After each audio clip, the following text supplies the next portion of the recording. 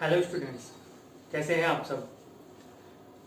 जो हमने last class में स्टडी की थी उसमें हमने लास्ट से पहली वाली क्लास में हमने मेंडल के नियम कवर किए थे। ठीक है, उसके बाद कुछ लिंग संलग्न लक्षण पढ़े थे। लिंग संलग्न लक्षण जैसे कि वर्णांधता वगैरह, हीमोफीलिया, हमने एक्स और वाई संलग्न लक्षणों के प्रकार पढ़े थे, है ना, डायडेंड्रिक और होलैंड्रिक। ठीक है, अब उसके अलावा कुछ आनुवंशिक विकार हैं जिनके बारे में हमें आज पढ़ना है। ठीक है, तो चलिए स्टार्ट करते हैं। देखिए, आनुवंशिक विकार होते क्या हैं। पहले तो ये समझने वाली चीज है कि आनुवंशिक विकार क्या होते हैं। ठीक, जो विकार एक पीढ़ी से दूसरी पीढ़ी में ट्रांसफर होते हैं, यानी कि आपके मम्मी पापा है ना, वो एक पीढ़ी, आप उनकी संतान हैं, तो आप उनकी मतलब दूसरी पीढ़ी है। तो एक पीढ़ी से दूसरी पीढ़ी में, यानी कि आपके माता पिता से आपके अंदर जो विकार ट्रांसफर होते हैं, स्थानांतरित होते हैं, उनको आनुवंशिक विकार कहते हैं। ठीक है, चलिए, वैसे तो ये देखिए दो प्रकार के होते हैं आनुवंशिक विकार। दो प्रकार के होते हैं, एक तो मेंडेलीय विकार होते हैं, ठीक है, और एक गुणसूत्रीय विकार होते हैं। जैसे कि आप बोर्ड पर देख पा रहे होंगे, यहाँ पर मानव के आनुवंशिक विकारों के बारे में हम पढ़ रहे हैं। तो यहाँ पर आनुवंशिक विकार प्रायः दो प्रकार के होते हैं। ठीक है, एक है मेंडेलीय विकार और दूसरा है आपका गुणसूत्रीय विकार। ठीक है, तो हम पहले मेंडेलीय विकार के बारे में पढ़ेंगे। यानी कि मेंडेलीय विकार इसका नाम इसलिए पड़ा है क्योंकि इसकी जो वंशागति है वो ग्रेगर जॉन मेंडल, जो कि आनुवंशिकी के जनक कहे जाते हैं, उनके नियम के अनुसार इनकी वंशागति होती है, इसलिए इनको मेंडेलीय विकार कहते हैं। ठीक है, तो आइए देखिए पहला जो इसको समझ लेते हैं कि ये मेंडेलीय विकार क्या होते हैं। ठीक है, ये प्रायः एकल जीन के रूपांतरण, एकल सिंगल को कहते हैं। ठीक है, ये प्रायः एकल जीन के रूपांतरण या उत्परिवर्तन के द्वारा निर्धारित होते हैं। उत्परिवर्तन को इंग्लिश में हम म्यूटेशन कहते हैं। उत्परिवर्तन कहते हैं कि जीन के अंदर कोई अचानक से परिवर्तन आ जाना, है ना। जीन के अंदर या गुणसूत्र के अंदर अचानक से जो परिवर्तन होते हैं उनको हम उत्परिवर्तन कहते हैं। और जिस वजह से वो उत्परिवर्तन होते हैं उनको हम उत्परिवर्तन जन कहते हैं, म्यूटेंट्स कहते हैं, म्यूटोजेंस कहते हैं। ठीक है, हम म्यूटेशन को आगे पढ़ेंगे, तब तक के लिए इसको इतना ही समझते हैं। ठीक है, तो मेंडेलीय विकार क्या होते हैं, ये जीन के उत्परिवर्तन द्वारा निर्धारित होते हैं। ठीक है, और मेंडेलीय सिद्धांत के अनुसार, जो ग्रेगर जॉन मेंडल ने जो सिद्धांत दी थी, जो परिकल्पना दी थी, जो नियम दिए थे, उनके अनुसार इनकी वंशागति होती है ना। देखिए लिखा हुआ है कि मेंडेलीय सिद्धांत के अनुसार ही संतान में इनकी वंशागति होती है। अब जैसे फॉर एग्जाम्पल कौन कौन से ऐसे विकार हैं जो मेंडल के नियम के द्वारा वंशागत होते हैं। ठीक है, आइए देखते हैं। पहला है हीमोफीलिया। ठीक है, दूसरा है दात्र कोशिका अरक्तता। आप लोग इन शब्दों से परिचित हैं, मैंने पिछली वीडियो में आपको इन सब से भली भांति परिचित करा दिया था, इन सब के बारे में बता दिया था। वर्णांधता, फिनाइल कीटोन्यूरिया और थैलेसीमिया, और भी बहुत सारे हैं जैसे एल्कैप्टोन्यूरिया, अल्जाइमर, बहुत सारे ऐसे डिजीज हैं। ठीक है, जो मेंडेलीय सिद्धांत के अनुसार वंशागत होते हैं। ठीक है, अब आप सोच रहे होंगे ये चीजें तो हमने पहले एक्स वाई संलग्न लक्षणों में पढ़ ली, अब इसमें हम इसको क्यों पढ़ रहे हैं। एक्स वाई संलग्न लक्षण का भी वो उदाहरण है और ये मेंडेलीय आनुवंशिक विकार का भी उदाहरण है, वो भी एक तरह के विकार हैं। ठीक है, लेकिन वो दोनों चीजों में कॉमन है। एक्स वाई संलग्न लक्षण जो हमने पढ़े हैं, कुछ उसमें से जो मेंडेलीय सिद्धांत के अनुसार वंशागत होते हैं, तो उसको हम यहाँ पे भी पढ़ेंगे। ठीक है, जितनी बार जिस चीज की आवश्यकता होगी हमें नेक्स्ट चैप्टर में उसको पढ़ना पड़ेगा। ठीक है, चलिए, अब हीमोफीलिया मैंने आपको बता दिया था और लिखवा भी दिया था बढ़िया से, अच्छे से, शायद आपकी समझ में आ गया हो, नहीं आया हो तो मैं एक बार फिर से आपको उसको बता दे रहा हूँ। हीमोफीलिया एक ऐसा लक्षण है जिसमें किसी व्यक्ति को अगर चोट लग जाए तो उसका ब्लड, उसका रुधिर लगातार बहता रहता है, ब्लड की क्लॉटिंग नहीं होती है, रक्त का थक्का नहीं जग पाता। ठीक है, और ऐसा क्यों होता है, क्योंकि ब्लड में एक थ्रोम्बोप्लास्टिन नाम का प्रोटीन होता है। ठीक, अब वो ठीक से नहीं बनता, तो हवा के संपर्क में आने से, जैसे ही थ्रोम्बोप्लास्टिन हवा के संपर्क में आता है तब ब्लड क्लॉटिंग होती है। अब वो नहीं होता तो दिक्कत होती, फिर जब वही नहीं है तो हवा के संपर्क में क्या आएगा, फिर ब्लड की क्लॉटिंग कैसे होगी। ठीक है, वो अलग बात है कि सिर्फ एक यही कारण नहीं है ब्लड क्लॉटिंग का, और भी बहुत सारे योगदान, कई सारे प्रोटीन होते हैं और भी बहुत सारे केमिकल्स होते हैं, ठीक है, लवण होते हैं, मिनरल्स होते हैं, जैसे पोटेशियम का बहुत योगदान होता है, विटामिन के जो होता है ब्लड क्लॉटिंग में उसका भी योगदान होता है, वो अलग चीज है, ठीक है। तो हीमोफीलिया, ठीक है, क्या चीज है, इसमें किसी व्यक्ति के जब चोट लग जाती है तो उसका ब्लड कंटिन्यू जो है फ्लो होता रहता, बहता रहता है और वो जमता नहीं है। बहुत रेयर केस में ऐसे व्यक्तियों की मृत्यु भी हो जाती है, ठीक। फिर है दात्र कोशिका अरक्तता। भैया दात्र का जो मतलब होता है उसको कहते हैं हंसिया, हम उसको अभी पढ़ेंगे नेक्स्ट में। फिर है वर्णांधता। वर्णांधता है कलर ब्लाइंडनेस कहते हैं इसको। इसमें क्या होता है, व्यक्ति के अंदर जो क्षमता होती है, जैसे आप और मैं कलर को देख पा रहे हैं, है ना, जैसे ये इस पैन की जो कैप है वो ब्लैक कलर की है, इसका जो बाकी का जो पार्ट है वो व्हाइट कलर का है, यहाँ पर ये रेड कलर से लिखा हुआ है और ये ग्रीन कलर से डॉट बने हुए हैं। लेकिन कोई ऐसा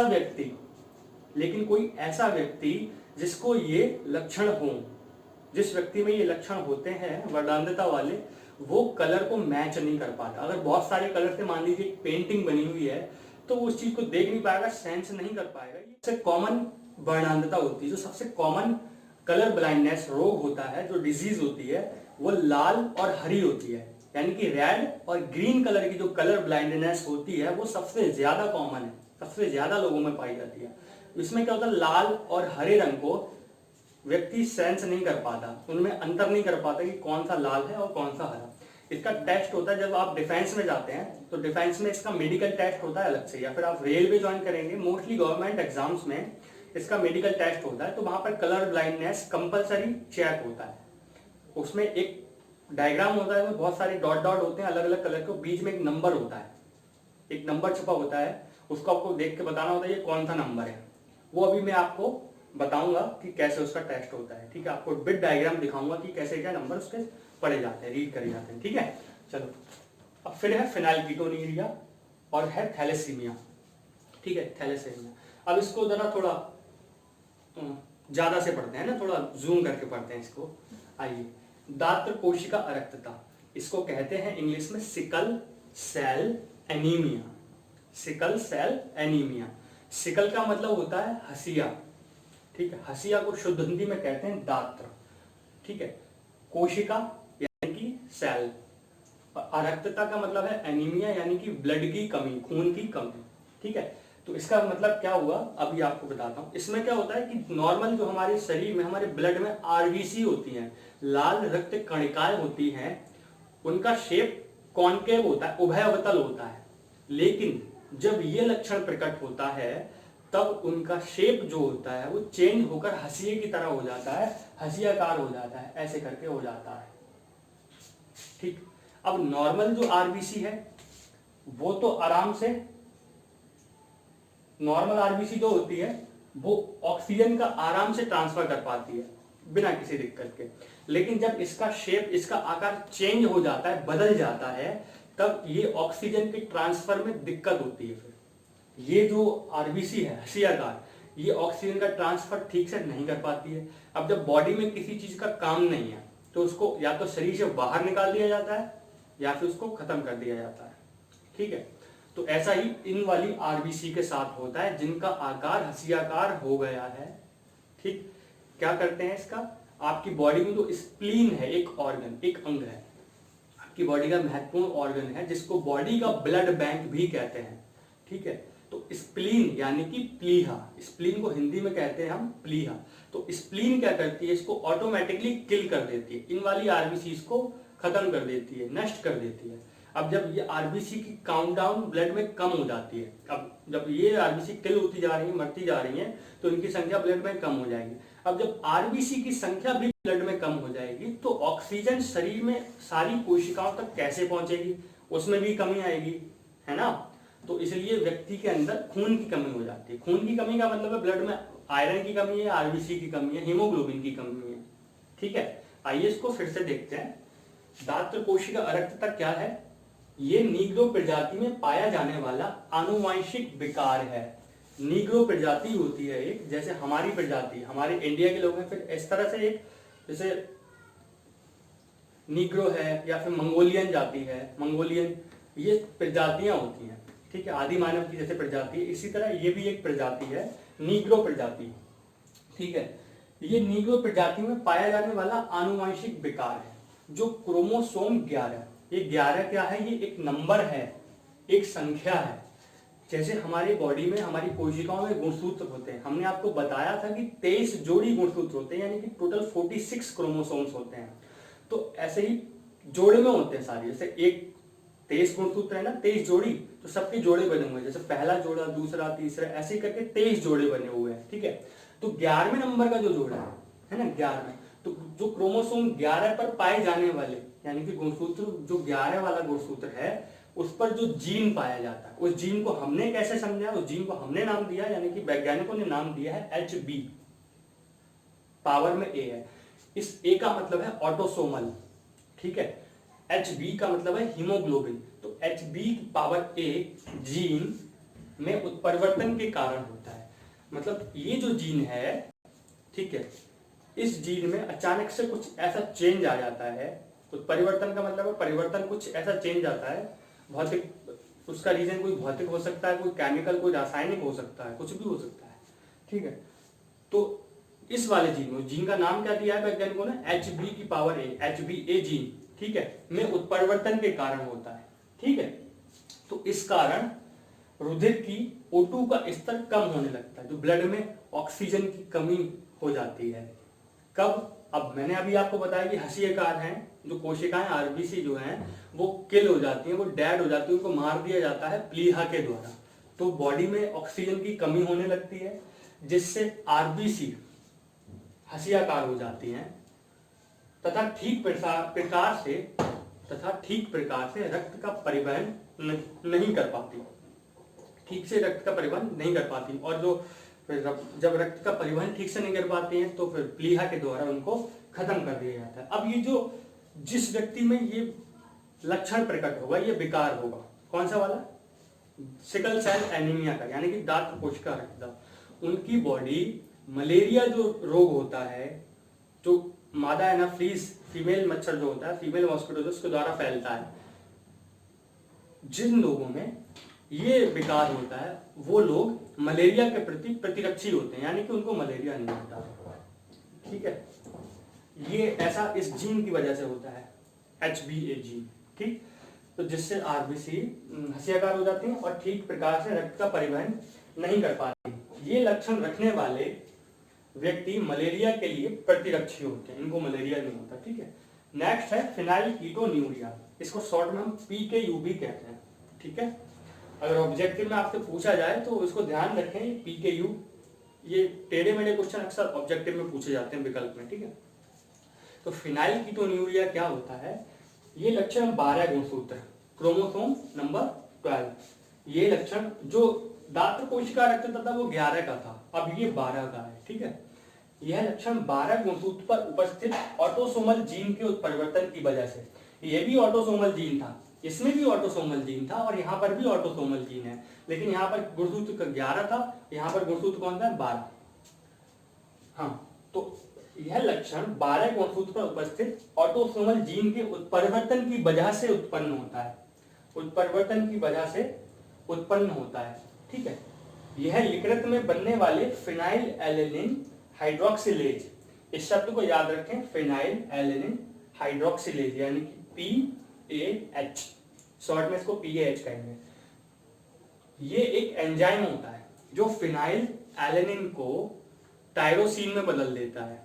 हमारी बॉडी में जो फिनाइल एलेनिन एक केमिकल है उसको टायरोसिन में बदल देता है, उसके बाद ही शरीर से बाहर निकाल दिया जाता है। लेकिन जब ये एंजाइम यानी कि फिनाइल एलेनिन हाइड्रोक्सिलेज, इसको शॉर्ट में कहेंगे हम PAH, जब ये एंजाइम बनता ही नहीं है हमारी बॉडी में लीवर के द्वारा, तब फिनाइल एलेनिन की मात्रा बढ़ जाती है। हमारी बॉडी में फिनाइल एलेनिन की मात्रा जो वो बढ़ जाएगी। अब जब बढ़ जाएगी तो बॉडी में वो इकट्ठा होता रहता है, बॉडी में इकट्ठा होता रहता है, तो लक्षण बहुत सारे उसमें प्रकट होते हैं। क्या होते हैं देखिए, ये यकृत में बनने वाले फिनाइल एलेनिन हाइड्रोक्सिलेज की कमी से होता है, जिसका कार्य फिनाइल एलेनिन को टायरोसिन में बदलना होता है, जिसकी वजह से रक्त में इसकी मात्रा बढ़ जाती है। जिसकी वजह से रक्त में इसकी मात्रा बढ़ जाती है, मस्तिष्क बाधित हो जाता है। आपके मस्तिष्क की जो कार्य क्षमता है, कार्य करने की जो क्षमता है वो बाधित हो जाती है। ठीक से आपका दिमाग काम नहीं कर पाएगा, सेंस नहीं कर पाएंगे, चीजों को आप ठीक से महसूस नहीं कर पाएंगे, निर्णय नहीं ले पाएंगे। ठीक है, बाधित हो जाता है तथा चलने में परेशानी होती है। इसमें पैरों में भी दिक्कत होती है, लोग फिर नर्व्स होती है पैर की, उसमें प्रॉब्लम आ जाती है, तो ठीक से चल भी नहीं पाते हैं। ठीक, तो ये हो गया आपका फिनाइल कीटोन्यूरिया यानी कि PKU। ठीक, अब अगला जो है वो थैलेसीमिया है। इसको देखते हैं ये क्या है। देखो थैलेसीमिया जो है वो भी एक प्रकार का एनीमिया है। थैलेसीमिया एक प्रकार का एनीमिया है। एनीमिया को हिंदी में कहते हैं अरक्तता। अब किसी शब्द के आगे, हमने हिंदी पढ़ी है, हिंदी में हमने विलोम शब्द पढ़े हैं, तो किसी शब्द के आगे स्टार्टिंग में अगर आ लगा दें तो वो उसका जस्ट अपोजिट हो जाता है, विलोम हो जाता है। तो ठीक है, अगर रक्तता का मतलब है, रक्तता का मतलब बहुत सारा ब्लड है ना, बहुत सारा रक्त, और अगर उसके आगे शब्द के स्टार्टिंग में आ लग गया तब क्या हो गया, उसका विलोम हो गया, यानी कि खून की कमी हो गई, रक्त की कमी हो गई। ठीक है, तो रक्तता मतलब खून की कमी, एनीमिया। तो थैलेसीमिया एक प्रकार का एनीमिया है। ठीक, यह भी जीन उत्परिवर्तन की वजह से होता है। इसमें क्रोमोसोमल नंबर निश्चित नहीं है, यह भी जीन उत्परिवर्तन की वजह से होता है। जब इस जीन की मात्रा 2 गुनी हो जाती है, डबल हो जाती है, जब इस जीन की मात्रा बढ़ जाती है, यानी कि मान लीजिए सपोज करिए 10 जीन है 10, अब जब इसकी मात्रा 20 हो जाएगी तब क्या होगा, तब ये रोग मेजर कहलाता है, यानी कि बहुत घातक होता है। तब इसमें डेथ होने की संभावना जो बहुत बढ़ जाती है। जब इनकी जीन की जो संख्या है वो डबल हो जाए तब वो मेजर होता है। ठीक है, डबल ना हो तो वो नॉर्मल है, माइनर में आता है वो। ठीक है, जब मेजर हो जाती है तो ये रोग घातक थैलेसीमिया यानी कि मेजर कहलाता है, जिससे बाल्यकाल में ही मृत्यु हो जाती है। जब बच्चा छोटा होता है तभी उसकी डेथ हो जाती है। माइनर थैलेसीमिया में व्यक्ति में रक्त कोशिकाएं कमजोर हो जाती हैं। जो माइनर थैलेसीमिया होता है उसमें जो ब्लड की जो सेल होती है वो कमजोर हो जाती है, तो नॉर्मल सी ऐसे नॉर्मल एनीमिया की तरह है तब। लेकिन अगर डबल हो गई तो डेथ होनी निश्चित है। ठीक है, तब बाद का पार्ट जो है वो है गुणसूत्रीय विकार। ठीक है, अब गुणसूत्रीय विकार जो है वो 2 प्रकार का होता है। नॉर्मली जो गुणसूत्र विकार है वो 2 प्रकार से होता है। हमने आपको बताया था कि 2 प्रकार के गुणसूत्र होते हैं, यानी कि एक जो होते हैं वो दैहिक गुणसूत्र होते हैं, ठीक है, यानी जिनको ऑटोसोम्स कहते हैं। दूसरे लैंगिक गुणसूत्र होते हैं जिनको सेक्सुअल क्रोमोसोम्स कहते हैं। ठीक है, तो पहला वाला जो है वो आपका जो है वो ऑटोसोमल वाला है, यानी कि पहला पार्ट जो है वो यहाँ पर जितने आप देख रहे हैं सिंड्रोम्स वो ऑटोसोमल गुणसूत्र से होने वाले सिंड्रोम है। ठीक है, आइए उनको कवर अप करते हैं। ठीक है, गुणसूत्रीय विकार को देखो। गुणसूत्रीय विकार क्या है कि गुणसूत्रों की संख्या में कोई परिवर्तन। नॉर्मल गुणसूत्र जो है वो 46 होते हैं। अब जब 46 गुणसूत्रों से गुणसूत्रों की संख्या में परिवर्तन आ जाता है, 47 हो जाए या बढ़ जाए, तब इसको गुणसूत्रीय विकार कहते हैं। अब इससे कई सारे लक्षण प्रकट होते हैं। अब वो 23 जोड़ी गुणसूत्र होते हैं टोटल, तो 23 जोड़ों में से वो किसी भी गुणसूत्र पर हो सकता है। मान लीजिए अगर 5वां गुणसूत्र है तो अलग सिंड्रोम होगा, 6ठे गुणसूत्र पर तो अलग होगा, ऐसे 12वें पे अलग होगा, 15वें पे तो अलग होगा, इस प्रकार से। ठीक है, आइए गुणसूत्रीय विकार। गुणसूत्रों की संख्या में किसी प्रकार का परिवर्तन विभिन्न प्रकार के विकार या रोग उत्पन्न करता है। ठीक है, मनुष्य में गुणसूत्रों की संख्या 46 होती है, जिनमें से 44 गुणसूत्र दैहिक यानी कि जिसको कहते हैं अलिंगी गुणसूत्र तथा 2 गुणसूत्र लिंगी यानी कि लैंगिक गुणसूत्र यानी कि सेक्सुअल गुणसूत्र होते हैं।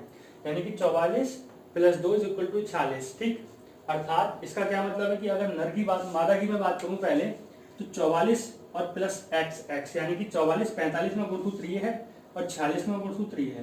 तो XX मतलब ये तो जो है वो लैंगिक गुणसूत्र है, ये वाले जो है वो ऑटोसोम्स है, यानी कि ऑटोसोमल गुणसूत्र है। ऐसा ही मैं मेल में बात करूं तो ये वाले जो गुणसूत्र है वो ऑटोसोमल क्रोमोसोम है, और ये वाले जो गुणसूत्र है वो लैंगिक गुणसूत्र यानी कि सेक्सुअल क्रोमोसोम है। तो 44 + XX का मतलब है वो मादा है, 44 + XY का मतलब है वो मेल है, नर है। ठीक है, तो इसमें तो पहला गुणसूत्र है, यानी कि पहला गुणसूत्रीय विकार। ऑटोसोमल गुणसूत्रों में पहला गुणसूत्रीय विकार है डाउन्स सिंड्रोम। इसकी खोज लैंगडिन डाउन नाम के एक वैज्ञानिक थे, खोज करता थे, उन्होंने की थी। ठीक है, लैंगडिन डाउन। ठीक है, 1866 में इसकी खोज हुई थी। पूछा वैसे तो पूछा नहीं जाता, तब की थी, लेकिन आप फिर भी ध्यान रखिए 1866 1866 में इसकी खोज की थी लैंगडन डाउन ने। ठीक है, ये आपका देखो 21वें गुणसूत्र की ट्राइसोमी के कारण होता है।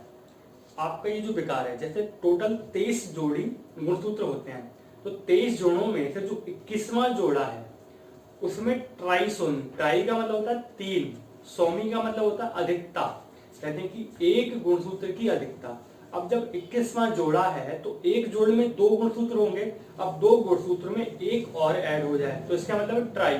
ठीक है, तो जब ऐसा होता है 21वें गुणसूत्रों में जब एक गुणसूत्र एक्स्ट्रा आ जाता है, जब वो 3 गुणसूत्र हो जाते हैं, तब ये लक्षण प्रकट होते हैं, तब ये विकार होता है। ठीक है, देखो यह सिंड्रोम 21वें गुणसूत्र की ट्राइसोमी के कारण होता है। ट्राइसोमी का मतलब समझ गए आप, एक गुणसूत्र की अधिकता, इसको कहेंगे एकादि सूत्रता।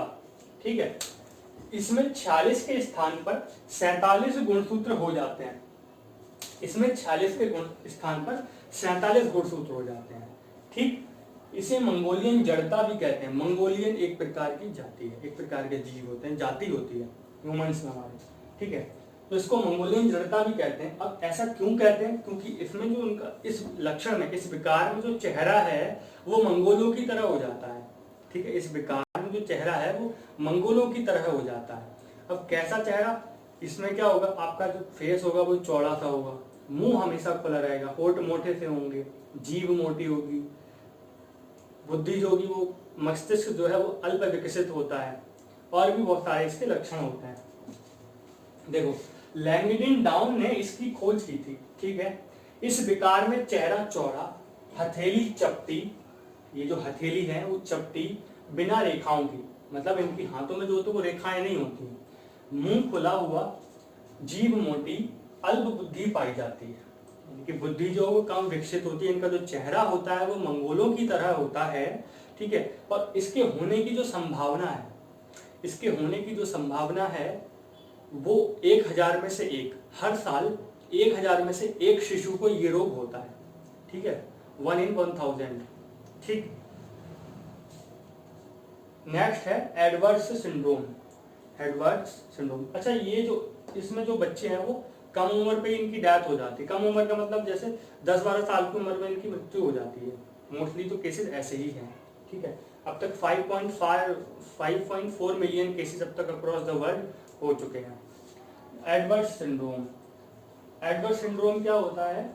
यह सिंड्रोम 18वें जोड़े के गुणसूत्र, ठीक है, ये वाला जो डाउन सिंड्रोम था इसकी खोज लैंगडन डाउन ने की थी, और 21वें जोड़े में प्रॉब्लम हुई थी तब ऐसा हुआ था।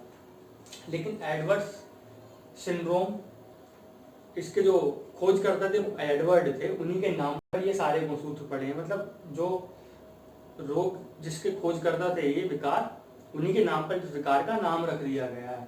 ठीक है, तो ये सिंड्रोम 18वें गुणसूत्र की ट्राइसोमी के कारण होता है। 18वां जो जोड़ा होता है उसमें एक गुणसूत्र एक्स्ट्रा आ जाता है।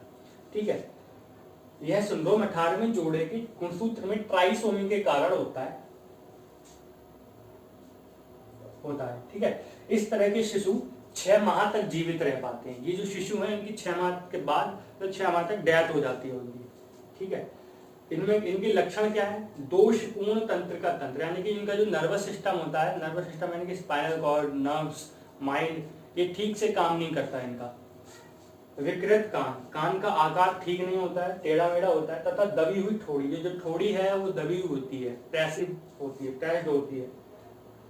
ठीक है, अब एडवर्ड सिंड्रोम जो है इसमें जो व्यक्ति की जो संभावना होती है, ठीक है, पहली बात तो देखो एडवर्ड सिंड्रोम जो है इसमें ये जो आप देख पा रहे हैं ट्राइसोमी, ट्राइसोमी का मतलब समझ रहे हैं आप? मैं अभी आपको बताया था कि एक गुणसूत्र की अधिकता, लेकिन ऐसा होता क्यों है?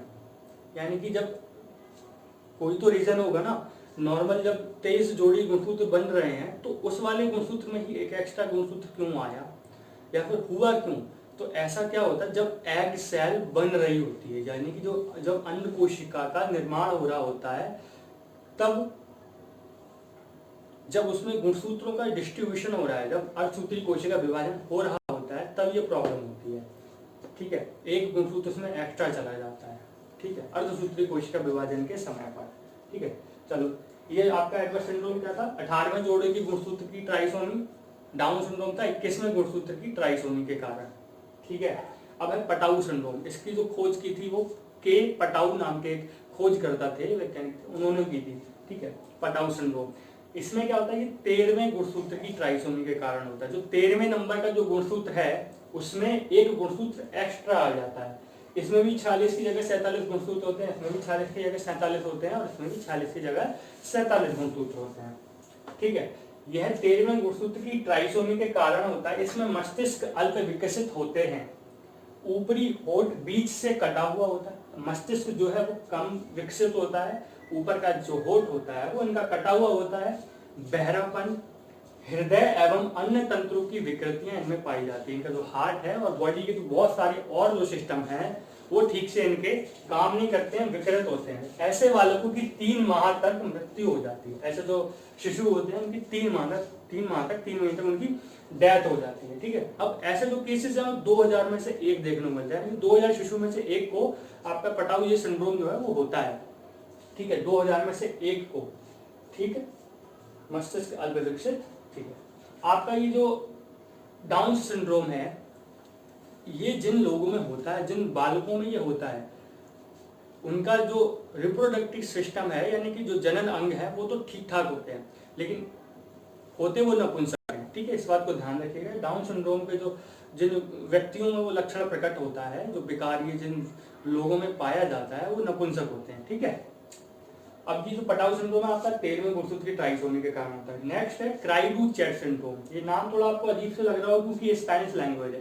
ये लैंग्वेज जो हमारी नहीं है, इंग्लिश नहीं है, ये स्पेनिश लैंग्वेज है। उसको कन्वर्ट किया है तो क्राइडू-चैट लिखा हुआ है। ये क्राइडू-चैट इस तरह से लिखा जाएगा, देखिए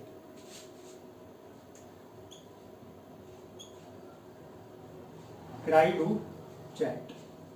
ठीक है, इसमें क्या होता है, इसमें जो छोटे बच्चे होते हैं, पहली बात ये कि ये 5वां गुणसूत्र का जो जोड़ा होता है, 5वां जो 5th नंबर ऑफ क्रोमोसोम है उसमें विकृति के कारण होता है। यानी कि उसका या तो विलोपन हो जाए, विलोपन का मतलब वो उसका लोप हो जाए। ठीक है, लोप का मतलब होता है गायब होना या डैमेज होना, या तो फिर उसकी एक भुजा छोटी हो जाए, है ना, गुणसूत्र की जो भुजा होती है वो छोटी हो जाए, तब ये लक्षण प्रकट होता है, तब ये विकार उत्पन्न होता है। इसमें क्या है कि ये छोटे जो शिशु होते हैं जब वो रोते हैं तो ऐसा लगता है कि बिल्ली रो रही है ना, कि बिल्ली के रोने की आवाज आती है। जो छोटे बच्चे जो होते हैं वो बिल्ली के रोने की आवाज आती है। तो ऐसा जो लक्षण है वो आपका क्राइडू-चैट सिंड्रोम का लक्षण है। ठीक है, 50,000 में से एक शिशु को ये रोग होता है। अच्छा, और ये जो संभावना है ये लड़कों की अपेक्षा लड़कियों में ज्यादा होती है। जो क्राइडू-चैट सिंड्रोम के होने की संभावना है लड़कों की अपेक्षा लड़कियों में ज्यादा होती है। ठीक है, अब आगे इसमें हमने ये पढ़े हैं ऑटोसोमल गुणसूत्र के विकार। अब सेकंड जो है उसको कवर करते हैं, लिंग गुणसूत्र विकार। ठीक है, जो आनुवंशिक गुणसूत्र विकार थे उसमें मेंडलीय विकार हमने अभी कवर किए हैं। उसके बाद गुणसूत्रीय विकार कवर किए थे। गुणसूत्रीय विकार में हमने पहला वाला जो उसका पार्ट था वो कवर कर लिया था, यानी कि अलिंग गुणसूत्रीय विकार जो थे वो हमने कवर कर लिए थे। अब लिंग गुणसूत्रीय विकार जो है उनको देखते हैं। ठीक है, लिंग गुणसूत्रीय विकार देखिए 2 प्रकार के गुणसूत्र होते हैं, है ना। एक दैहिक गुणसूत्र होते हैं, दूसरे लैंगिक गुणसूत्र होते हैं। दैहिक गुणसूत्रों को हमने कवर कर लिया है, अब लैंगिक गुणसूत्र रह गए हैं, उनको आइए कवर करते हैं। ठीक है, आइए पहला है इसमें टर्नर सिंड्रोम। ठीक है, टर्नर ये साइंटिस्ट का नाम है, क्लाइनफेल्टर भी ऐसे ही वैज्ञानिकों के नाम पे ही रखे गए हैं, आपको मैंने बताया था। ठीक है, तो टर्नर सिंड्रोम जो है वो ऐसे व्यक्ति लिंग गुणसूत्रों के लिए मोनोसोमिक होते हैं। ठीक है, मोनोसोमिक का मतलब है, देखिए भैया, ये मोनो का मतलब होता है सिंगल, एक, सोमिक का मतलब है गुणसूत्र से, यानी कि जिनमें एक गुणसूत्र होता है। लैंगिक गुणसूत्र की संख्या वैसे 2 होती है। मादा की बात करूं तो XX 2 हो गए, नर की बात करूं तो XY। ठीक है, तो ऐसे व्यक्ति लिंग गुणसूत्रों के लिए मोनोसैमिक होते हैं, इनमें एक गुणसूत्र पाया जाता है। इनमें सिर्फ X गुणसूत्र पाया जाता है। अब सिर्फ X गुणसूत्र पाया जाता है, इसका मतलब इनमें Y गुणसूत्र नहीं होगा। और Y गुणसूत्र जो होता है, ध्यान से देखिए, Y गुणसूत्र जो होता है वो नर के लिए उत्तरदायी होता है, यानी पुत्र के लिए उत्तरदायी होता है। अगर Y गुणसूत्र है तभी पुत्र होगा, Y गुणसूत्र नहीं है तो पुत्र नहीं होगा। ठीक है, ध्यान रखें, ये मेल के लिए होता है। Y गुणसूत्र जो वो मेल को रिप्रेजेंट करता है। ठीक, इनमें सिर्फ X गुणसूत्र पाया जाता है तथा Y गुणसूत्र अनुपस्थित होता है, Y गुणसूत्र इनमें नहीं होता। ये फिनोटाइप रूप से महिला होती है। फिनोटाइप, जब मैंने आपको स्टार्टिंग में कुछ डेफिनेशंस पढ़ाई थी तो उसमें जीनोटाइप और फिनोटाइप पढ़ाया था।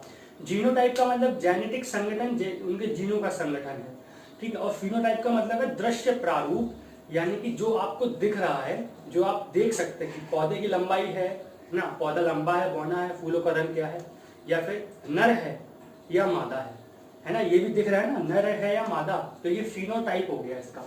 तो ये फिनोटाइप रूप से महिला होती है, जो दिख रहा है वो महिला की तरह दिखती है, लेकिन ये बंध होती है। देखिए भाई, बंध, बंध का मतलब इंग्लिश में इसको कहते हैं स्टेराइल।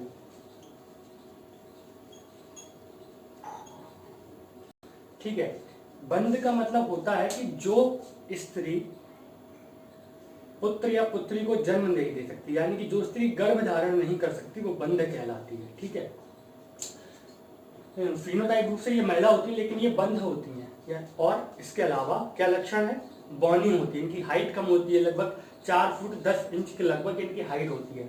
इनमें मादा हार्मोन एस्ट्रोजन का अभाव होता है, ये मादा हार्मोन है एस्ट्रोजन। ठीक है, हम जब रिप्रोडक्शन पढ़ेंगे, यानी कि जनन पढ़ेंगे, मानव रिप्रोडक्शन, मानव जनन पढ़ेंगे, तब उसमें हम नर और मादा के हार्मोन पढ़ेंगे। ठीक है, तो उनमें से एक हार्मोन होता है एस्ट्रोजन।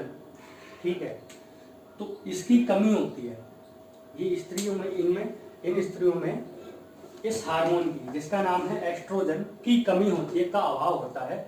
ये 5000 में से एक को होता है, यानी कि 5000 महिलाओं में से एक को ये लक्षण होता है।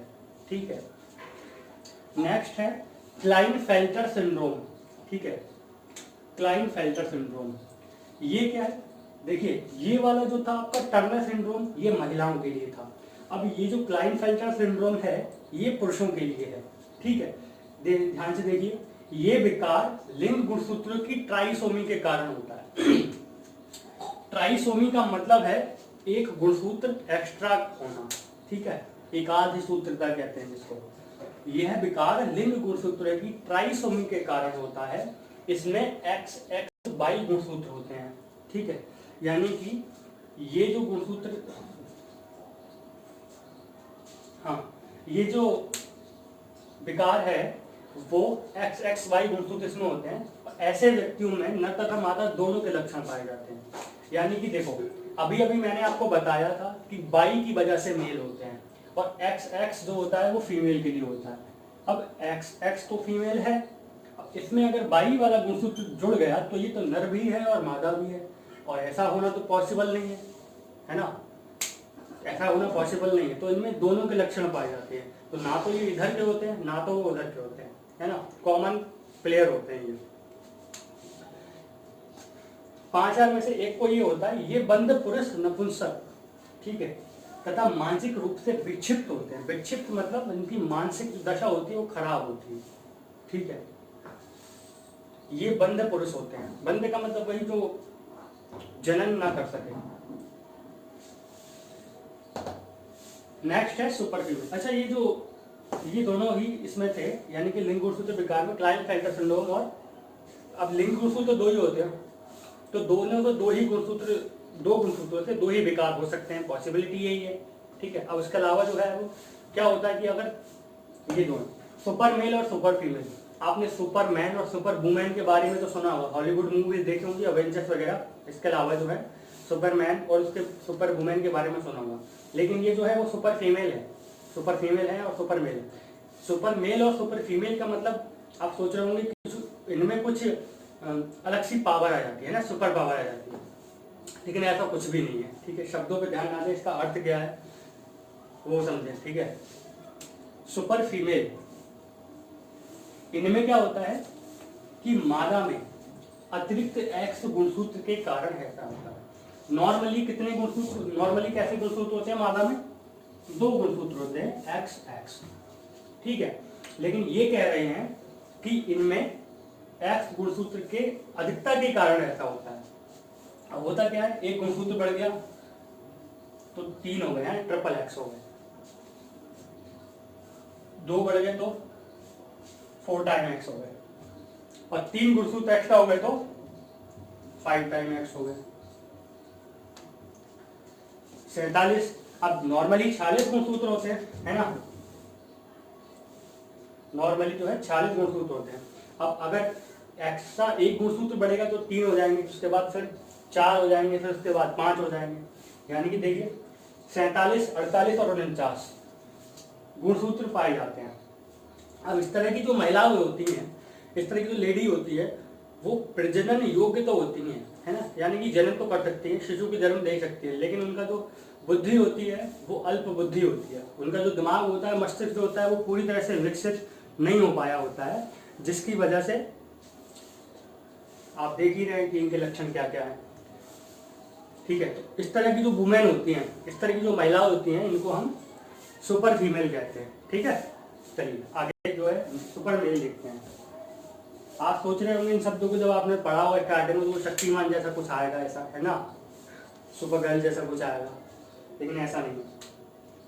देखिए इसमें क्या होता है, बाई गुणसूत्र की अधिकता के कारण ऐसा होता है। जो लैंगिक गुणसूत्र है उनमें जो बाई गुणसूत्र होता है तब ऐसा होता है कि एक गुणसूत्र एक्स्ट्रा हो जाता है। नॉर्मल ये चीज पुरुषों में ही होती है। अब नॉर्मल पुरुषों में जो गुणसूत्र हैं वो होते हैं इस तरह से, ठीक है, नॉर्मल पुरुषों में गुणसूत्र ये है, लेकिन ये कह रहे हैं कि बाई गुणसूत्र की अधिकता के कारण ऐसा होता है। तो इसका मतलब है कि एक गुणसूत्र इसमें एक्स्ट्रा बढ़ जाएगा। ठीक है, अब मेल है तो आप समझ रहे हैं कि एक्स के साथ बाई ऐड नहीं होगा, ऊपर मेल है तो एक्स बाई के साथ ही बाई ऐड होगा। बाई गुणसूत्र की अधिकता के कारण ऐसा होता है। इनमें एक्स बाई गुणसूत्र होते हैं। ये गुस्सैल तथा आपराधिक स्वभाव के होते हैं।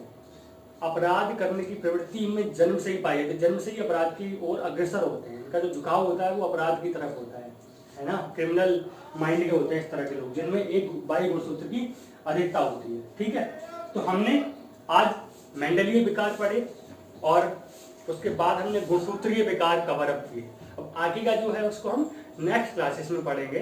तब तक के लिए धन्यवाद। अब इसका एक आप स्क्रीनशॉट ले लीजिएगा ताकि इसका आप नोट्स बना सकें प्रॉपर। चलिए ठीक है।